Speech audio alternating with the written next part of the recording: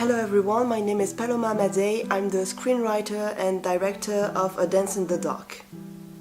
In this 15-minute short film, Mark and Evie look like a perfectly average loving couple, but inside their apartment, away from foreign eyes, it couldn't be further from the truth. Mark is horribly abusing to his wife, both verbally and physically, and it gets to a point that Evie gets so scared for her life that she decides to eliminate her husband.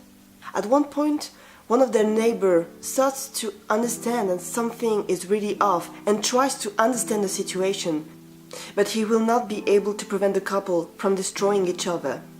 Mark inevitably ends up losing his mind and beating up his wife to death.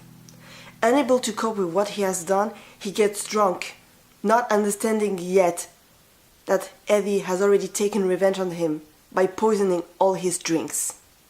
Mark has a vision of Evie in a beautiful black dress that he bought her. They share one last dance together before disappearing forever in the darkness.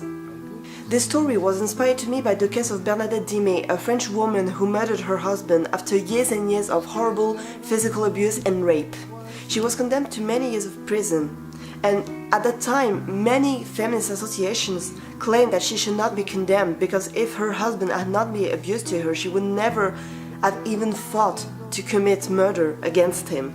So what I want to ask through that short film is, when a victim of violence answers with violence, how much responsible can she be considered?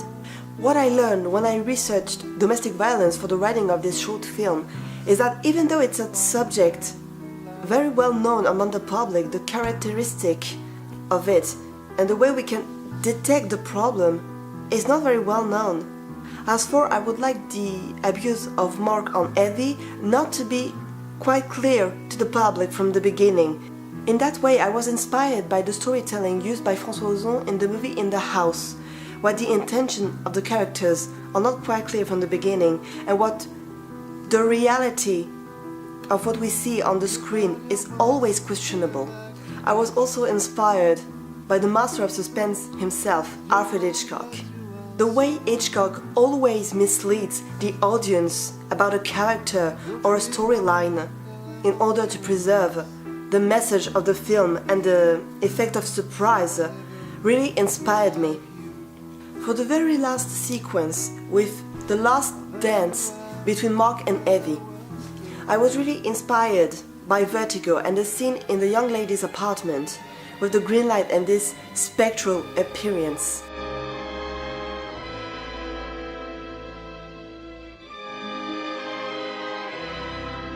The green color would actually be very important in the short film.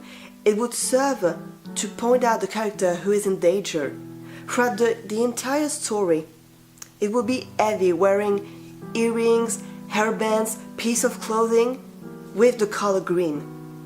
And at the end of the short film, the fact that the entire room is lighted up in green light points out that the couple ended up destroying each other because other people were not able to see what was going on and to stop it.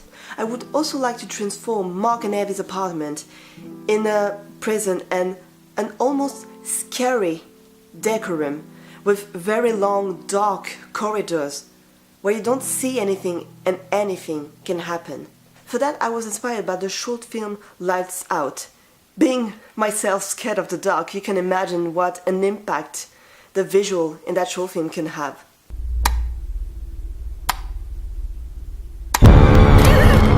With the revelations about Harvey Weinstein this year and the liberation of women's speech about sexual violence and sexual abuse towards them, I think it's important to continue to point out the many problems that we women suffer in this world.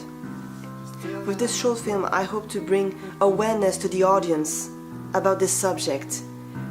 And I believe that we must never stop talking about it. Even though if it's well known, me and my crew are very enthusiastic and aware that this subject can touch many people, whichever country or age or gender they may be. I really hope I made you want to help us bring this project to life.